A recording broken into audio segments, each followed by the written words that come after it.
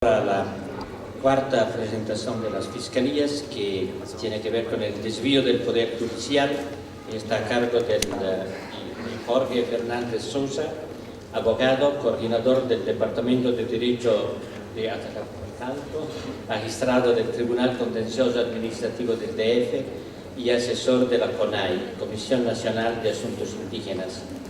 Como magistrado ha luchado contra la corrupción desde dentro del Poder Judicial.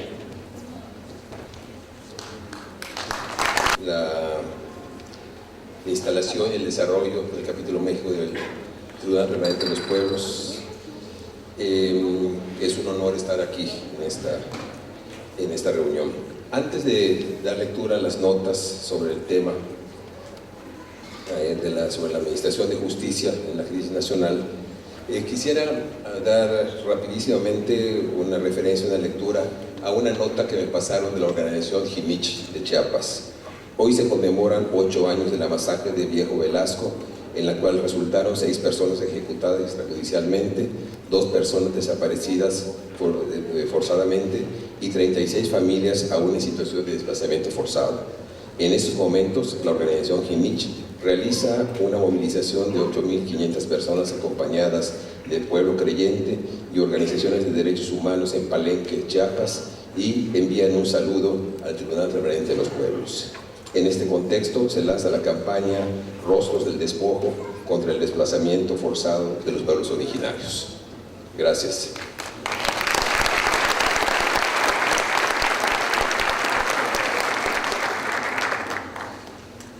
Empiezo con el tema.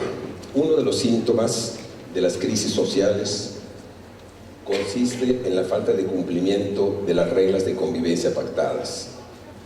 Cuando las normas jurídicas formalmente elaboradas por los organismos estatales son incumplidas por la mayoría de ellos, de estos mismos organismos, los asideros que otorgan la legalidad a la población para defenderse del poder o de la injusticia o para reclamar algún derecho se desvanecen. Las formas en las que la legalidad es borrada son varias. Entre ellas están la impunidad, la corrupción, el uso de la expedición de normas para aparentar el fortalecimiento de derechos mientras en la práctica social y política se destruyen, o la retórica legaloide, que a veces puede ser refinada, incluso académicamente, para encubrir la realidad de incumplimiento de las normas formales. En México, prácticamente en todos los niveles del Estado se presenta alguna o varias de estas formas.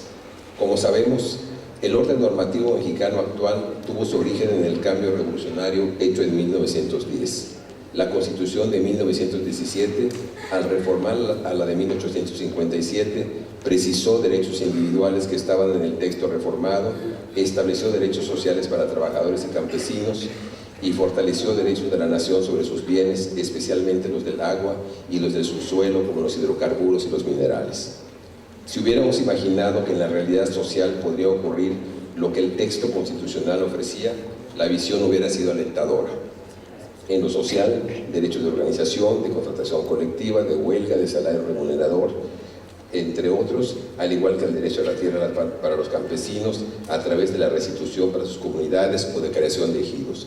En lo individual, garantías de legalidad y de debido proceso, lo que implicaba desde luego la existencia de órganos de aplicación de la ley y de la justicia que tanto en los ámbitos de las entidades federativas como en el ámbito federal ejercieran sus funciones con autonomía, sometidos únicamente a lo que dijera la norma y a su interpretación en justicia. Penal, civil, laboral o mercantilmente, el acceso a la justicia estaba formalmente constituido.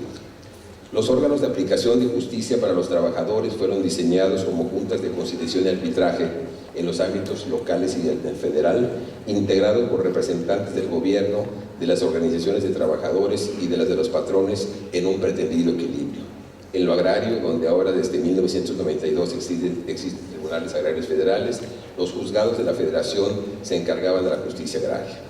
Se crearon también tribunales administrativos y fiscales, primero federal y después locales, para que los ciudadanos pudieran demandar la anulación de actos de gobierno de varios tipos, incluidos impuestos que consideraran injustos. Y como instancia que garantizaría la corrección de posibles fallas de cualquiera de los tribunales, la justicia federal a través particularmente del juicio de amparo, debía de ser la garantía de que aquellas fallas fueran corregidas. Todo este andamiaje constitucional y legal se consolidó y tuvo cierto nivel de eficacia y hasta de credibilidad durante algunos lustros. Si localmente los jueces obedecían al gobernador de un estado de la República, podía esperarse que los jueces federales actuaran con mayor libertad. Ciertos márgenes estrechos en las entidades federativas con la justicia local se ampliaban si se acudía a la justicia federal. No sin rasgos de corrupción o de negativa de derechos por mandatos políticos, podríamos decir que el sistema de justicia y por tanto la aplicación de la normatividad formal tuvo esa vida que garantizaba ciertos parámetros de legalidad hasta principios de los años 40 del siglo XX. En adelante fue quedado condicionado a los otros poderes formales, principalmente a los ejecutivos locales y federales y a intereses económicos. La transformación fáctica de los instrumentos formales de justicia se dio al mismo tiempo en que el Estado en su integralidad se fue transformando en un Estado corporativizador de las organizaciones sociales o represor de las que pretendían no ser corporativizadas, defensor de los intereses económicos. Mientras más grande el poder económico, mayor la disponibilidad del Estado para defenderlo, hasta llegar a ser el Estado garante, ya no de los derechos sociales y de las garantías individuales, sino de la profundización del neoliberalismo devastador. La articulación de los órganos del Estado con organizaciones criminales en un giro específico de la lógica capitalista ha conducido al horror que vivimos, en medio del cual los órganos formales de impartición de justicia son no solamente inoperantes para mitigarlo, sino en muchos casos parte de esta lógica. Todo lo anterior se fue agudizando aceleradamente desde los años 90 del siglo pasado. Y si hasta principios de esa década de los 90 la destrucción del marco jurídico sustentado sobre la base de la Constitución de 1917 se había dado por el incumplimiento de la legalidad desde el Estado mismo, se puede decir que en 1992 empezaron las transformaciones llamadas estructurales mediante la reforma al artículo 27 constitucional que abrió el camino para la privatización legal de ejidos y comunidades.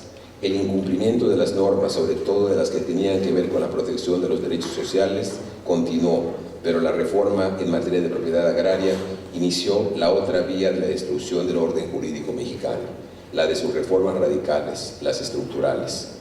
Más recientemente, otras reformas legales y constitucionales han seguido abriendo el camino para la destrucción de ese orden jurídico, reformas que, entre otras cosas, reducen derechos sociales y de la nación ya desde antes vulnerados en la práctica. La reforma a la Ley Federal del Trabajo en 2012, que legitima la contratación outsourcing, es una de ellas. Y constitucionalmente, la reforma de diciembre de 2013 en materia energética abrió la puerta para que particulares nacionales y extranjeros puedan, mediante contratos y asignaciones, apropiarse de la riqueza del subsuelo en materia de petróleo y otros hidrocarburos y, en general, intervenir con fines de lucro y no sociales en todo lo que tiene que ver con la cuestión energética. La reforma constitucional en materia energética no solo entrega bienes y funciones de la nación a particulares, sino que abre la puerta también a afectaciones graves a comunidades campesinas e indígenas, como las que se prevén en la Ley de Hidrocarburos, una de las leyes derivadas de esta reforma. El caso de la reforma en materia energética ilustra no solamente la destrucción del orden jurídico, sino la escasa, por no decir nula, posibilidad de defensa en las instancias de justicia contra esta destrucción. Cuando se llevó a cabo la reforma, en la Cámara de Diputados Federal no se cumplió con la reglamentación parlamentaria para este tipo de reformas. Con base en esto, varios sectores de ciudadanos interpusieron demandas de amparo tratando de invalidar, así fuera temporalmente, la reforma, pero las demandas fueron desechadas en unos casos por falta de legitimidad y en otros bajo el argumento de que la ley de amparo no permite que éste prospere contra reformas a la Constitución. Argumentos legaloides de los jueces federales, en el mejor de los casos por aplicar una interpretación cerradamente letrista o literal de la ley, o tal vez por haber sido receptores de consignas, no permitieron que los amparos avanzaran.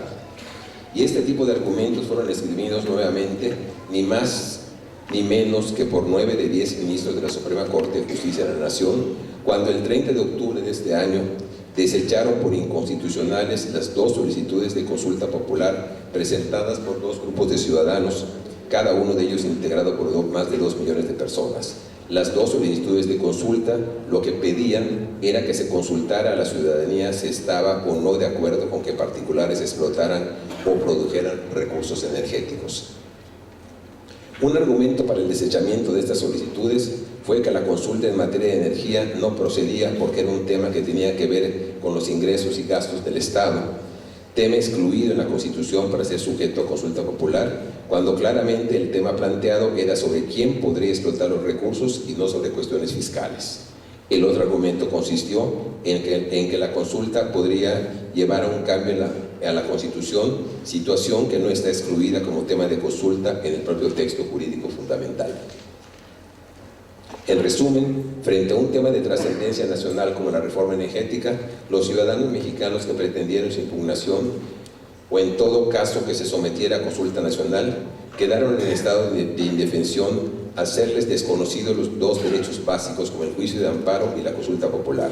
Y esto fue hecho no por un tribunal menor, sino por jueces federales en el primer caso y por la Suprema Corte de Justicia de la Nación en el segundo. Este es un ejemplo reciente de la actuación de los tribunales mexicanos frente a la destrucción del orden jurídico y a la afectación de los derechos populares y nacionales. Cabe mencionar que en México lo que se conoce como órganos de administración de justicia, los tribunales de todos los niveles y materias, no dependen formalmente de los poderes ejecutivos, salvo quizá en unos pocos casos de tribunales administrativos, ni del federal ni de los locales. Pero la investigación de los delitos, la persecución de los presuntos delincuentes y su puesta a disposición de los jueces para ser juzgados, los delincuentes, es competencia de las procuradurías, fiscalías o ministerios públicos, entidades estas que sí dependen del Ejecutivo. Entonces, cuando vemos una situación como la de los estudiantes desaparecidos de la Normal Rural Isidro Burgos de Ayotzinapa, sin olvidar a los asesinados y a otros miles de desaparecidos, la ineficacia de los órganos encargados de la Procuración de Justicia es evidente. A propósito, es importante apuntar que en un país con tantas desapariciones, hasta ahora, al menos que yo tenga conocimiento, no ha habido un solo juicio, o habrá sido muy pocos, si es que los ha habido, en los que se juzgue a alguien por el delito de desaparición forzada. Esto tiene una explicación. De acuerdo con la ley, este delito existe cuando quien priva de su libertad a la persona agraviada es un agente del Estado de cualquier nivel. Entonces, si nunca a ningún servidor público se le ha juzgado por tal delito, la conclusión falaz sería clara. Jamás el Estado, a través de ningún servidor público, ha incurrido en desaparición forzada. El panorama mexicano de los derechos humanos no permite hacer creíble tal supuesto.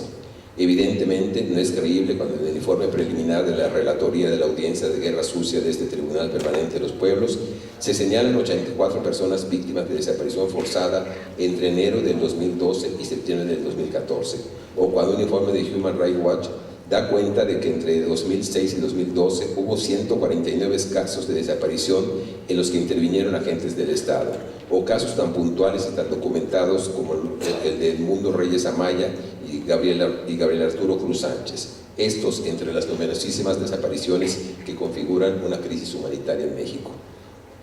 Es decir, que si miramos de manera global el problema de la justicia en México, la ineficacia está tanto en la administración, en los tribunales de todos los niveles, como en la Procuración de Justicia, esto es, en las Procuradurías o Fiscalías. Prácticamente en todos los casos relacionados con la justicia vistos en las audiencias y preaudiencias durante el desarrollo del capítulo México del Tribunal Permanente de los Pueblos se acredita lo anterior. La relatoría de la audiencia de guerra sucia como violencia, impunidad y falta de acceso a la justicia se refiere, además de los casos de desaparición forzada ya comentados, a no pocos defensores de derechos humanos ejecutados extrajudicialmente en el mismo lapso de enero de 2012 a septiembre de 2014, y a otro número importante de personas detenidas de manera arbitraria. En otro orden, en el caso de violación a los derechos laborales, el solo asunto, que no es el único, de la Compañía de Luz y Fuerza del Centro nos da una idea de la inseguridad jurídica en la que viven los trabajadores individual o colectivamente y de la ineficacia para impartir justicia desde las juntas de conciliación y arbitraje hasta la Suprema Corte de Justicia. Las juntas de conciliación y arbitraje, por cierto, de ser tribunales con representación tripartita, con representaciones de trabajadores, de patrones del Estado, se convirtieron en la mayoría de los casos en instancias a la orden de los gobiernos federales y locales, de dirigentes sindicales corrompidos y de los patrones para actuar en contra de los intereses de los trabajadores, particularmente en los asuntos colectivos. En los reportes de las audiencias de devastación ambiental o de inmigrantes o de feminicidios no aparece la justicia por ninguna parte. Y es que incluso en los casos en los que después de hartos litigios algún colectivo obtiene un reconocimiento de sus derechos en instancias judiciales, muchas veces estos triunfos son desatendidos o violados por instancias ejecutivas. Pero los datos de la ilegalidad y de la ineficacia institucional no solamente vienen de las audiencias del tribunal. De vuelta a las cuestiones penales, el Instituto Nacional de Estadística, Geografía e Informática reporta, por ejemplo, que en 2013 de 33.1 millones de delitos, solo el 6.2% terminó en averiguación, por lo que al menos 31 millones quedaron en impunidad. Incluso organismos y centros de estudios patronales hacen referencia a la precariedad de la legalidad en el país. Hasta aquí nos hemos referido a la destrucción de un orden jurídico que en su origen era medianamente justo en lo social y que formalmente garantizaba el acceso a la justicia y a la seguridad jurídica, aunque en la práctica esto, si en un tiempo ocurrió, actualmente estructuralmente en muchos casos no ocurre. Además del incumplimiento sistemático de lo normativamente establecido, nos hemos referido también a algunas reformas constitucionales y legales que han cambiado el marco jurídico en detrimento de los derechos sociales y de los de la nación.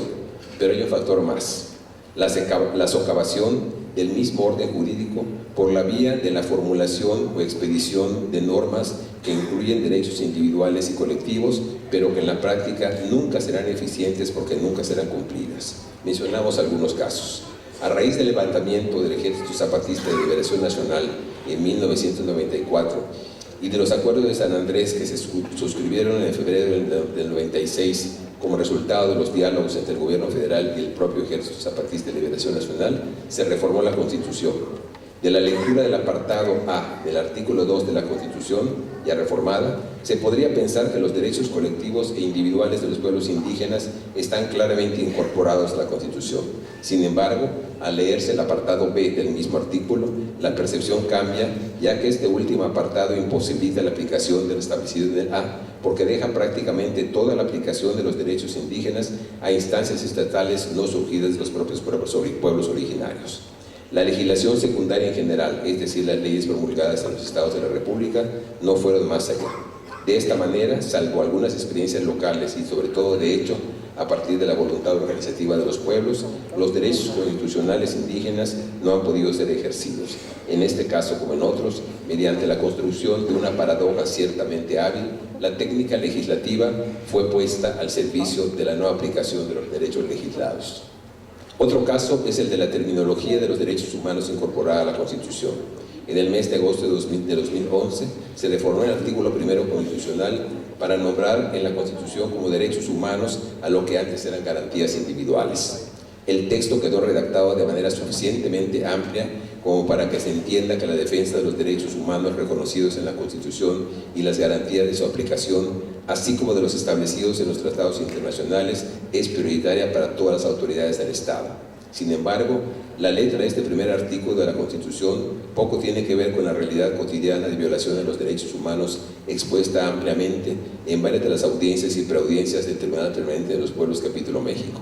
La exposición no podría ser exhaustiva, la exposición de estas violaciones no podría ser exhaustiva porque muchos casos que se pueden conocer mediáticamente no llegaron al tribunal y porque la cotidianidad obligaría a una actualización permanente, a una especie de puesta al día continua de las violaciones de los derechos humanos. ¿Qué es lo que hace que los tribunales mexicanos en general sean ineficientes para llevar a cabo el cumplimiento de la legalidad y en particular de los derechos humanos individuales y colectivos? Desde luego que en primer lugar estaría la respuesta más o menos evidente. Ante el deterioro del conjunto de las instituciones estatales por corrupción, por sujeción a los llamados poderes fácticos, los grandes intereses económicos, incluyendo a los formalmente ilegales, por ejemplo, no habría por qué esperar que los órganos de administración de justicia quedaran al margen de la crisis estatal. Esto es precisamente porque la crisis es del conjunto del Estado y no solamente de algunos de sus órganos. Hay otras razones particulares. Una de ellas es la dependencia que llega hasta la obediencia de los encargados de la Administración de Justicia, es decir, jueces de todas instancias y niveles, respecto a los poderes ejecutivos. Esta dependencia tiene un origen formal que tiene que ver con el nombramiento de los jueces con que el nombramiento de los jueces en muchos casos depende del Ejecutivo. Así, los ministros de la Suprema Corte de Justicia de la Nación son nombrados por el Senado de la República, pero a partir de una terna integrada y propuesta por el Presidente de la República. Es decir, que si bien la decisión final del nombramiento recae en los senadores, el nombramiento pasa necesariamente por el Presidente. Siempre en el ámbito del Poder Judicial, aunque el nombramiento de los jueces y magistrados federales no depende directamente del Ejecutivo, sino de un consejo, el Consejo de la Judicatura Federal, de todas formas, allí está la presencia del Ejecutivo a través de un consejero y de la cúpula del Poder Judicial a través de su presidente y de otros consejeros.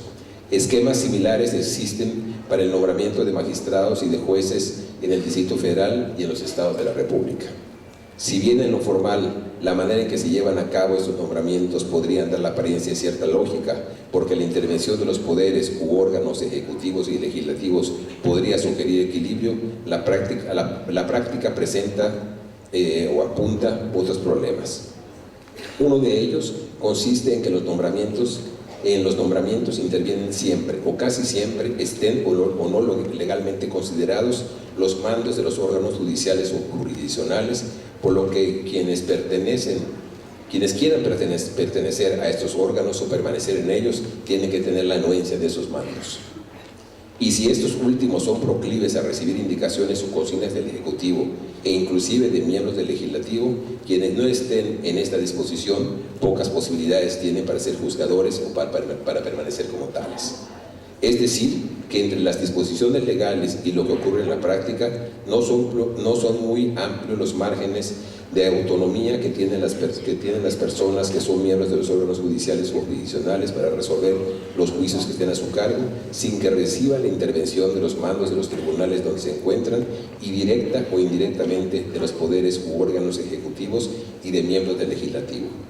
Y si los niveles ejecutivos y legislativos están puestos al servicio de los grandes poderes económicos nacionales e internacionales, si son funcionales para un modelo depredador y destructor de derechos individuales y colectivos, al depender en gran medida los órganos jurisdiccionales de aquellos niveles, pasan también a formar parte de esta funcionalidad depredadora y destructora del orden jurídico. Habría otros factores a señalar. Uno consiste en que cuando una instancia jurisdiccional resuelve algo claramente de forma ilegal, afectando derechos humanos de una colectividad o individuales, la confrontación social o ciudadana a la que es sometida esa instancia es casi siempre aislada. No hay vigilancia ni ciudadana ni de las organizaciones sociales sobre la conducta de los juzgadores. Y es que si frente a las acciones de dependencias de los poderes ejecutivos, como pueden ser las policías o las procuradurías, muchas veces la unidad popular, ciudadana o de las organizaciones es difícil, frente a las resoluciones judiciales o jurisdiccionales se da mucho menos. Todo lo anterior, todas las limitaciones, falta de autonomía, carencia de eficacia, falta de seguimiento popular o ciudadano a las conductas de los jueces, etc., reviste una gravedad que hay que subrayar, porque con su actuación los juzgadores de todos los niveles legitiman los actos de las autoridades ejecutivas o del legislativo por la vía de la supuesta y con frecuencia falsa aplicación e interpretación rigurosa de la ley. Esta legitimación, en muchos casos dada en contra de la legalidad misma y de los intereses populares, ciudadanos o de la nación, ocasiona un daño muy grande a los derechos humanos de las mayorías y de sectores específicos como los pueblos indígenas. Es cierto que existe un volumen de juicios, un espectro amplio de asuntos sometidos a la interpretación de los jueces que está libre de presiones y en el cual los jueces pueden moverse relativamente a conciencia o como consideren que les indica la ley. Son los casos en los que no hay ningún interés poderoso, económico, político en juego. Esto no significa que aunque no haya un interés poderoso, algún juez no pueda ceder a una oferta económica o a alguna sugerencia de corrupción. El sistema contaminado no garantiza lo contrario. Pero ese sector de asuntos sobre el cual no hay presiones políticas o económicas ciertamente existe. Sus límites están precisamente donde algún personaje del Estado o alguno de los poderes fácticos decide intervenir. Ahí termina la autonomía de los juzgadores, aunque hay casos excepcionales en los que los jueces, afrontando todas las presiones, deciden conforme a la legalidad. Pero también hay que apuntar que aún en este sector de juicios, la lentitud de los procedimientos, la tardanza, la ineficiencia son parte del sistema general de impartición de justicia. En estos casos excepcionales a los que me referí, quiero hacer también referencia al caso de la suspensión en materia de maíz de la siembra de transgénicos que comentó ayer una compañera. Este es un caso que hay que señalar por su importancia, en el que un magistrado decide otorgar una suspensión para que no proceda a la siembra de los transgénicos. Esto realmente, si no excepcional, es cuando menos raro que se vea en el panorama, habiendo tantos intereses económicos en juego.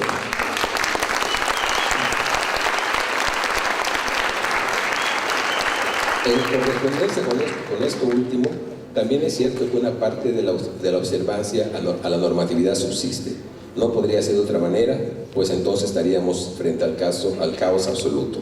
Pero esto no niega la existencia del fenómeno de la destrucción del orden jurídico nacional, del que la ineficacia de los tribunales es parte, como resultado y causa a la vez.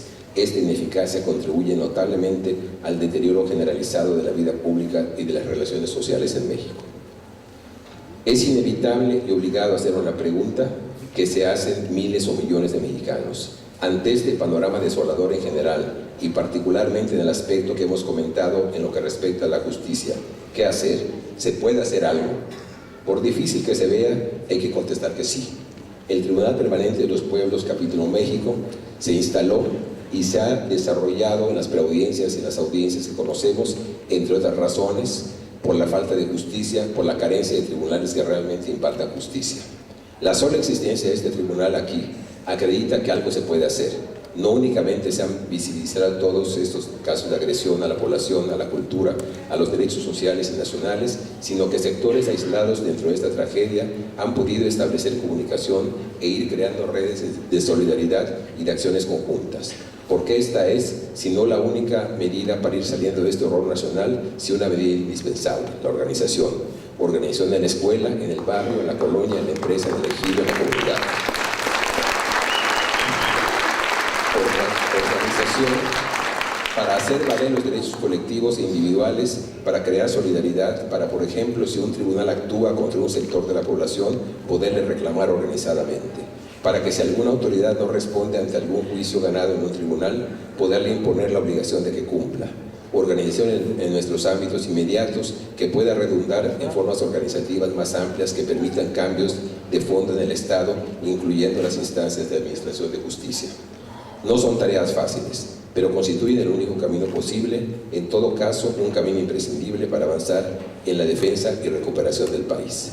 Estas consideraciones sobre los tribunales, sobre la falta de autonomía, sobre su ineficacia, son las que esperamos que el Tribunal Permanente de los Pueblos del Capítulo México tome en cuenta. Muchas gracias.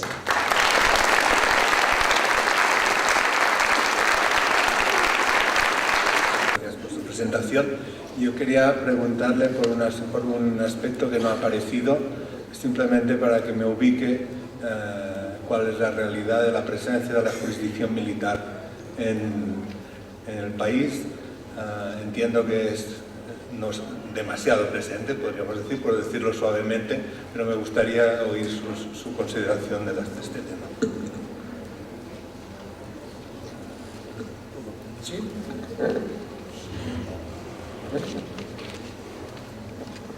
Allora, in questi giorni, se ho ben compreso la notizia alla radio, si parla di istituire una commissione internazionale per indagare sulla sparizione e sull'uccisione di 43 giovani normalisti, studenti a Guerrero. Io credo che questo rappresenti, come dire, una sorta di ammissione della incapacità degli organi ordinari di giustizia di intervenire su casi come questo. Volevo sapere innanzitutto come valutate come viene valutata l'ipotesi di una commissione internazionale per investigare su questo e su altri, ed eventualmente anche su altri casi di sparizione e di uccisione. Questa è la prima domanda. La seconda domanda, naturalmente da tutto quello che è stato detto si comprende come siano importanti maggiori garanzie di indipendenza dei giudici a partire dalla nomina. Ma c'è un altro problema. È stato detto che il pubblico ministero, il fiscal, viene nominato dal potere esecutivo. E d'altro canto nei rapporti anche delle Nazioni Unite si dice che accanto ad alcuni casi di corruzione del potere giudiziario ci sono gravi omissioni nelle investigazioni degli omicidi. Ora io mi domando, queste investigazioni sono dirette, coordinate dal pubblico ministero, dal fiscal, oppure il fiscal è solo una sorta di avvocato della polizia che riceve passivamente i risultati delle investigazioni quando ci sono, perché sono poche, e poi agisce in giudizio davanti al giudice? Qual è il ruolo del pubblico ministero nelle investigazioni e quindi qual è la responsabilità anche dei magistrati del pubblico ministero nelle molte omissioni di investigazioni che vengono registrate anche nei rapporti delle Nazioni Unite?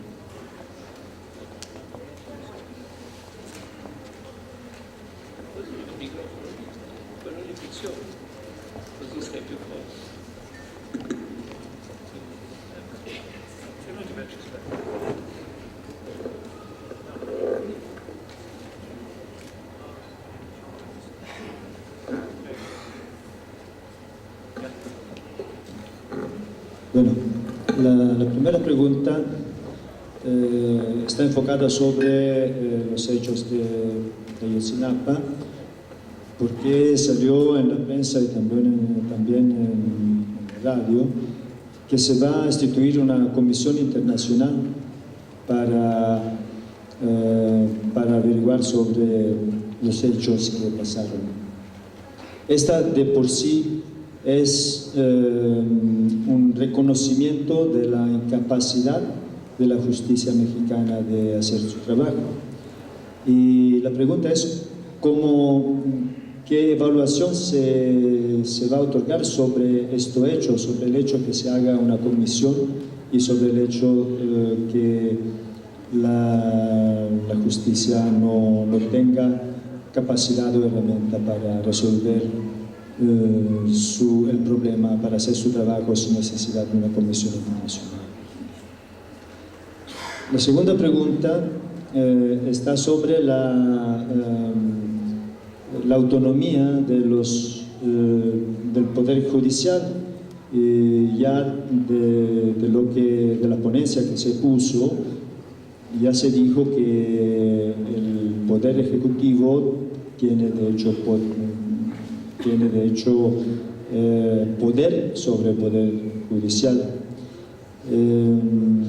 Y sobre todo esto, peculiarmente, sería interesante comprender el papel del fiscal en el sentido, si el fiscal tiene un patrón de coordinador entre el trabajo del policía, si él en alguna manera va a coordinar las averiguaciones o simplemente recibe los datos de la búsqueda de informaciones que hace el policía, porque en los dos casos sus responsabilidades están diferentes. Está diferente si él tiene un papel activo en las averiguaciones, en la búsqueda de informaciones, o va a tener simplemente un papel pasivo. Yo, antes de pasar a mi izquierda, Yo tenía una pregunta sobre la decisión que mencionó en su información de la Suprema Corte de Justicia del 30 de octubre pasado, ¿no? Declaró inconstitucional aparentemente con una amplia mayoría de 9 magistrados sobre 10 solicitudes populares de consulta que se trataba exactamente de explotación de recursos energéticos por entes privados. Claramente la decisión de la Suprema Corte de Justicia viola el pacto, por ejemplo, de derechos económicos, sociales y culturales, en particular el artículo 1 del pacto sobre la libre disposición de la riqueza nacional por el pueblo. Mi pregunta va para saber si la Suprema Corte de Justicia toma en cuenta en alguna medida esos instrumentos internacionales de vez en cuando y cómo se puede finalmente, cuál es el rango finalmente de las normas internacionales en la jurisdicción mexicana, es decir, en la institucionalidad mexicana, y si hay un medio o no de hacerlas aplicar. Esta decisión de la Suprema Corte tendría a indicar que no, pero yo quisiera conocer su opinión sobre este tema.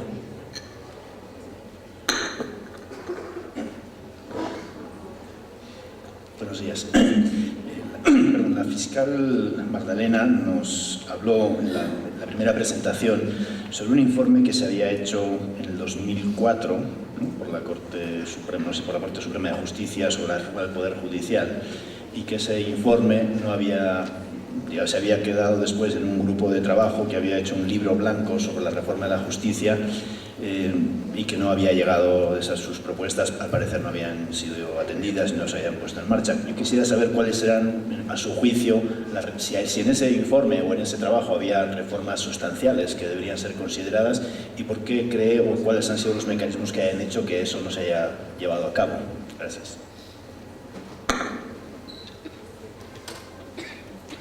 Sí, una pregunta trasciende un poco al Poder Judicial en México, pero me gustaría conocer su opinión de los tribunales arbitrales que emanan de los tratados de libre comercio y tratados de inversiones y que permiten a las empresas transnacionales demandar a estados y que la resolución por árbitros, no por jueces, son resoluciones muy imperativas, ¿no?, de carácter muy coercitivo, y que un ejemplo puede ser el CIADI en el seno del Banco Mundial, uno de los ejemplos de estos tribunales arbitrales. Bien, gracias.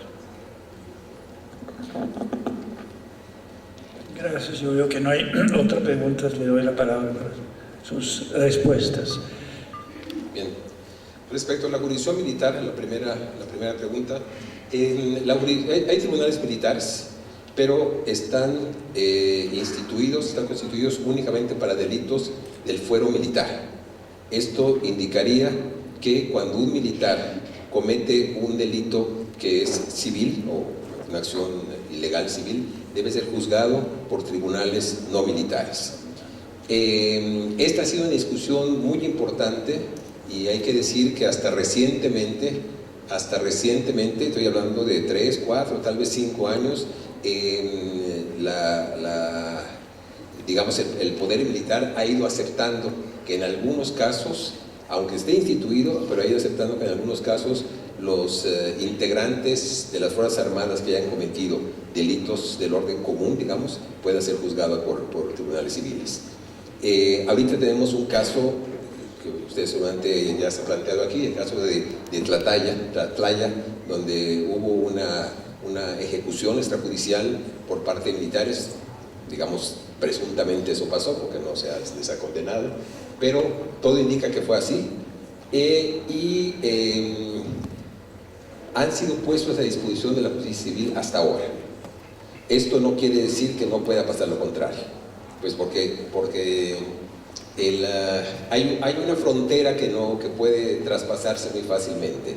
¿Qué pasa cuando en una acción, y este es uno de los riesgos de que el ejército esté interviniendo en acciones que corresponden a las fuerzas de seguridad pública? Cuando el ejército interviene en la llamada guerra contra el narcotráfico, pues el ejército actúa como le corresponde, el ejército va a eliminar al enemigo. no va a hacer una investigación ni va a poner a detener para poner a disposición de jueces. Su función y su lógica es otra. Entonces, en el caso que estamos comentando de Tlatlaya,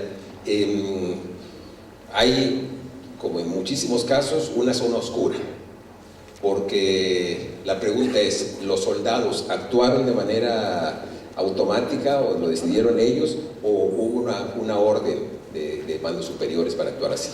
Entonces, la frontera, decía, está en que si hubo una desobediencia de sus mandos, podría caer en el fuero militar. Pero si actuaron de manera,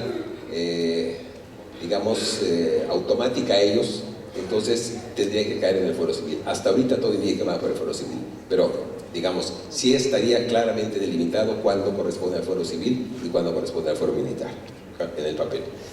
En el caso de la Comisión Internacional, por la cuestión de Ayotzinapa, de los normalistas, sí se ha hablado de una Comisión Internacional de Investigación, cosa que no está prevista en la legislación nacional. O sea, tendría que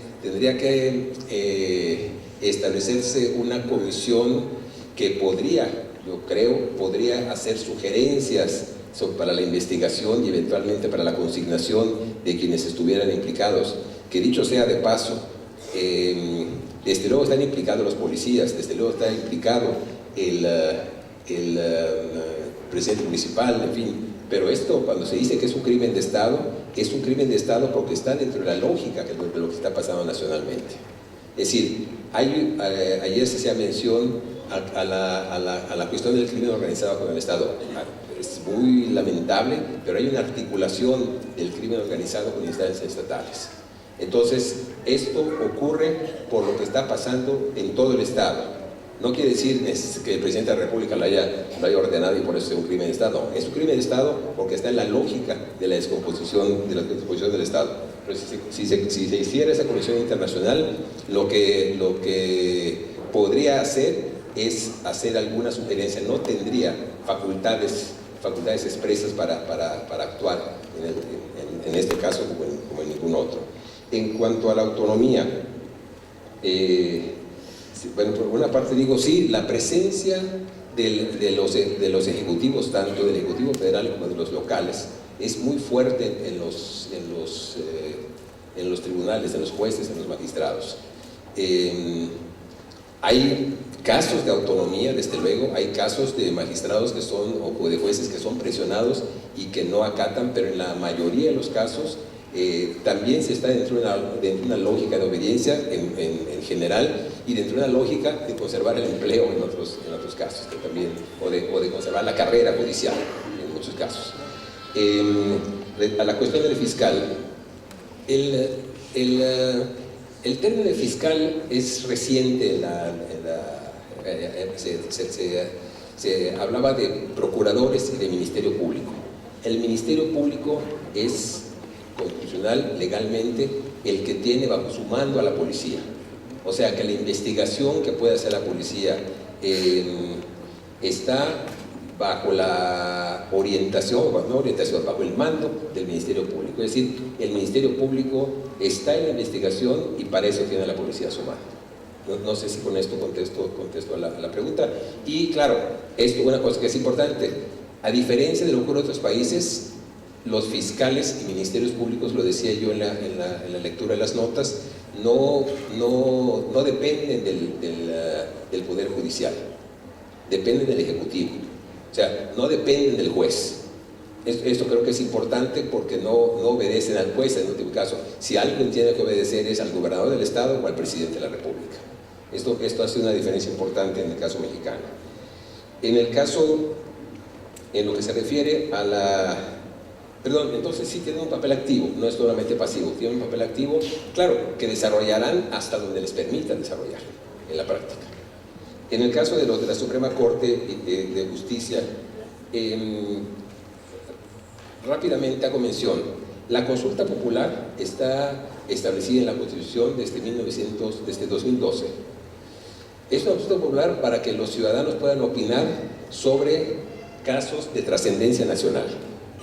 El planteamiento es muy interesante porque se hizo una ley ya reglamentaria porque constitucionalmente, salvo en 5 aspectos, los ciudadanos pueden opinar y su opinión, si llena ciertos requisitos de número en la votación, obliga a los poderes ejecutivo y legislativo federales y a otras autoridades que estén involucradas en el caso. Entonces, lo que se planteó en este caso de consulta popular fue, de acuerdo con lo que dice la Constitución, de acuerdo con lo que dice la ley, un número de ciudadanos pide que se lleve a cabo una consulta popular en las elecciones federales de 2015 para poder opinar sobre la reforma constitucional en materia energética, para ver si la opinión sería fundamentalmente para saber si la ciudadanía está o no de acuerdo con que personas, o sea, con que individuos, en fin, empresas privadas puedan explotar los recursos energéticos o no, o puedan producir electricidad.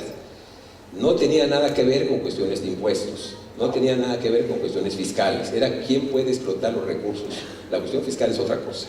Entonces, sin embargo, la Corte lo que resolvió era que tenía que ver con gastos, con ingresos y gastos del Estado. Bueno, pues es tan amplio que entonces nada puede quedar sujeto a consulta popular. Entonces, esa fue una de las razones en uno de los casos. En el otro caso fue que esa consulta popular podía llevar a cambios en la Constitución si la votación iba en el sentido de que la ciudadanía no estaba de acuerdo con que empresas privadas o particulares pudieran explotar los recursos energéticos. Y nada impide en la Constitución que se pueda hacer una reforma constitucional porque la ciudadanía así lo decide en una consulta popular. Entonces, lo que pasó es que con esa votación, que como bien decía usted, fue de 9 a 1 en los 2 casos, fue abrumadora la mayoría de la Corte, con eso se anuló la posibilidad de consulta popular.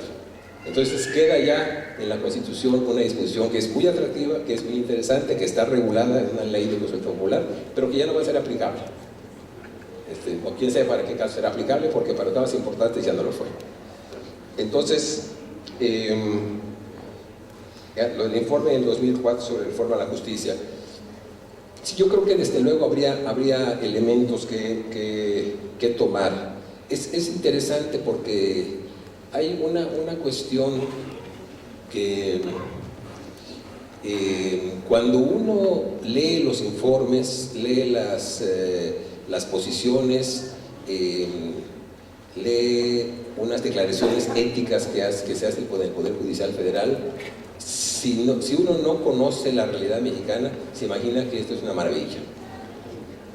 Porque permanentemente hay una serie de declaraciones, de manifestaciones sobre cómo mejorar la justicia. El informe tiene que ver con eso, pero que en la práctica pasa otra cosa. Me remito inclusive a una cuestión, que esto es una cuestión muy amplia que ocurre en las escuelas de derecho mexicanos. No es raro que algún profesor diga: estamos estudiando lo que dice la ley. Tienen que prepararse para saber que lo que pasa en la práctica es otra cosa. Entonces, al estudiante lo que le pasa es que lo meten de entrada en una disociación de la realidad. O sea, lo que estás estudiando no creas que se va a aplicar. Se aplicará en algunos casos, pero tienes que prepararte para que... Entonces, eso lo dicen varios, y lamentablemente eso ocurre en la práctica. Eso está en la realidad. Hay inclusive una discusión filosófica sobre qué es el derecho. El derecho es la ley, siempre es la ley, pero es la ley cumplida. El derecho no es lo que está escrito, sino es la ley, es lo que está escrito, que ha sido dictado por los órganos formalmente constituidos para dictar la ley, pero que además se está cumpliendo. Entonces, al estudiante le enseñan en muchos casos que eso no es así. Entonces, volviendo a la pregunta, sí, desde luego. Yo no sé, la verdad no podría decir por qué las propuestas de ese informe de 2004 se han ido lentamente. Yo lanzaría una hipótesis, porque los cambios que se proponen afectarían no solamente la estructura, sino eventualmente las relaciones de poder entre el Poder Judicial y también con el Ejecutivo. Por último, los tribunales arbitrales. Las resoluciones en comercio internacional Sí, en la medida en que las resoluciones arbitrales, en los tribunales arbitrales, México los acepta, desde luego que las resoluciones ahí son obligatorias. Tienen que pasar por una adecuación, se me fue el término exacto, pero una adecuación en los tribunales locales, en los tribunales mexicanos. Pero sí, las obligaciones arbitrales, donde las empresas tienen una gran ventaja, son obligatorias por el Estado mexicano siempre y cuando las hayan suscrito, y tienen que perfeccionarse en los tribunales mexicanos. Y hago referencia ya respecto a esto último a algo que tiene que ver con esto y con alguna pregunta que hicieron antes. Por ejemplo, en el Tratado de Libre Comercio. En el Tratado de Libre Comercio se firmaron, aparte de la parte comercial propiamente, que es el núcleo, se firmaron, como ustedes saben, acuerdos paralelos.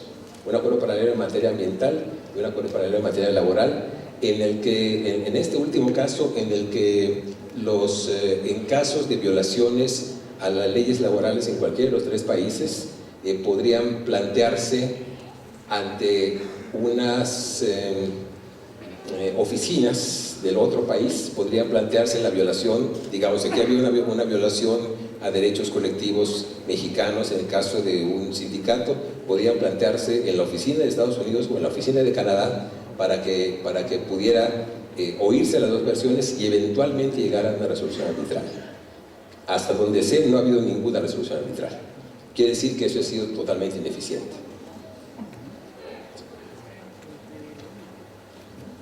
El tribunal agradece sus respuestas muy completas y pasaríamos